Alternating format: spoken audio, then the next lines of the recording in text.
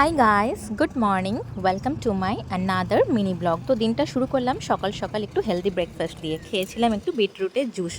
তারপর চলে গেছিলাম ছাদে, সেখানে গিয়ে পুজো করার জন্য ফুল তুলে নিয়ে এলাম এবং তার সাথে কিছু গাছের লঙ্কা সবজি এগুলো তুলে নিয়ে এলাম। এরপর রুমে ফিরলাম, ফিরে দেখলাম আমার একটা পার্সেল আনবক্স করা হয়নি, তো সেটা একটু আনবক্স করে নিলাম এবং তোমাদের সাথে সেটা একটু শেয়ার করে নিলাম।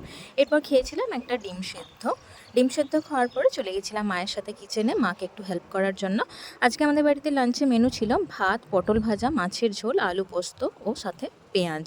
তো সেটাই খেয়ে একটু রেস্ট নিয়েছিলাম এবং বিকাল দিকে খেয়েছিলাম কয়েকটা কালো জাম। তো কারা কারা জাম খেতে ভালোবাসো আমাকে অবশ্যই জানিও। জাম খাওয়ার পরে সন্ধ্যাবেলা বানিয়েছিলাম বাড়ির সকলের জন্য চা।